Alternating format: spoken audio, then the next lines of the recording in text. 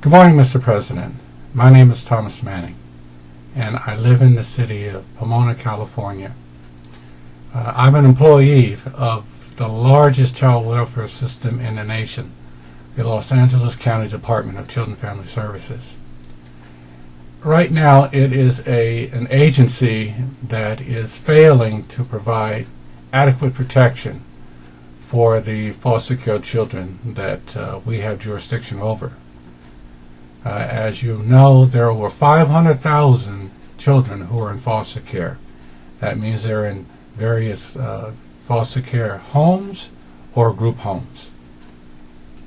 I've developed a plan, it's called a DCF letter grade system, which would provide extensive protection and rights for those children who must reside out of home. Currently, we have nothing like it. And what I'm proposing or asking of you is that I might change the name from the DCF letter grade system to the Obama Cares foster care system. Now, I know that the Tea Party has used the name Obamacare in a derisive way. But as a fellow Republican, I would like to use that name in a positive way, to say that the Obama Cares Foster Care Act is something positive for the 500,000 children who are in foster care. As a proud member of the Republican Party, which is not run by the Tea Party, by the way, it's the grand old party of Lincoln. I'm asking this because I would like to see the Obama Cares Foster Care Act adopted by your administration coming next month, which, as we know, is Black History Month. I think it would be something fitting that you, being the first African American president, would bring this type of care to the 500,000 children who reside in foster care. In a way, I see it as a liberation act for them, because currently the rights of foster children are sorely lacking, and nothing really has been done of late to provide greater care and protection for them. I know our system out here in Los Angeles is failing, just like many of those in the large metropolitan areas, New York, Florida in particular, Chicago. And I believe that this act, if it becomes a federal law, will provide extensive care and protection for those foster children in care. In addition, to appease my fellow party members, this act wouldn't cost the nation one single penny. In fact, we would save money because, let me look at my notes just briefly.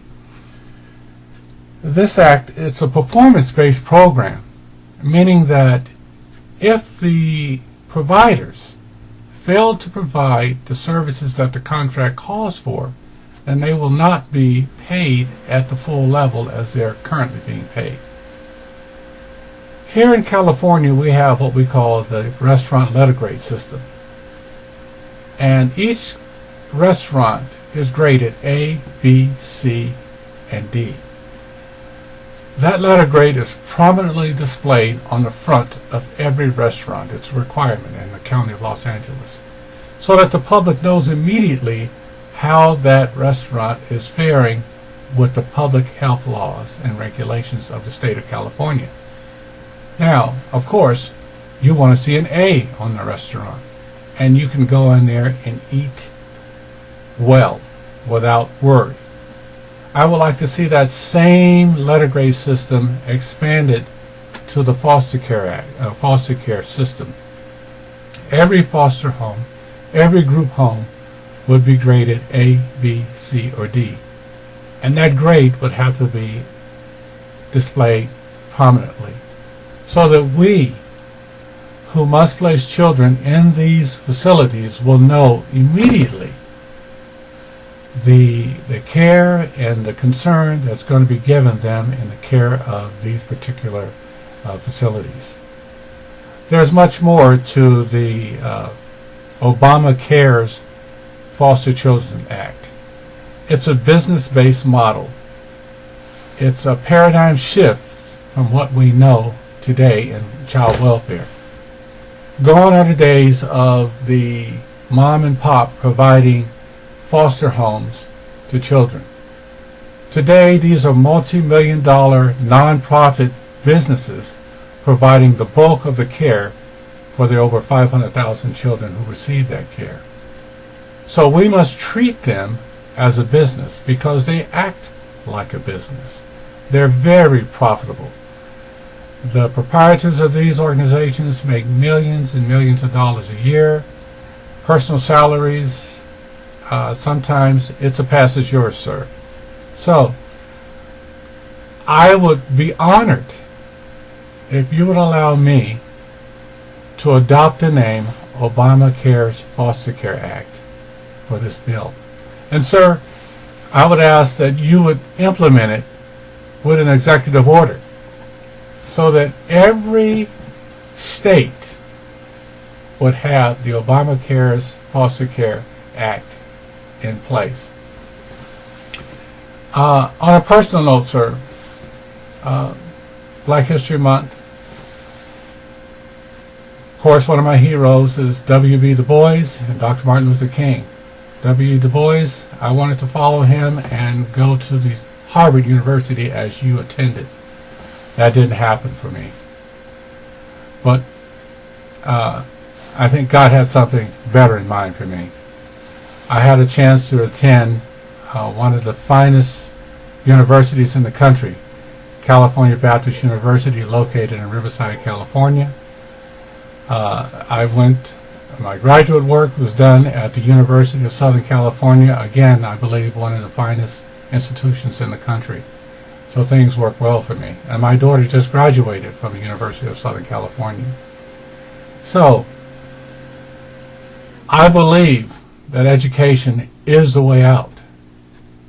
My life has changed because of the opportunities that were afforded me by these great institutions, and I'm so grateful for them. And I'd like to see those opportunities provided to foster children. But that won't happen with the system working the way it is today.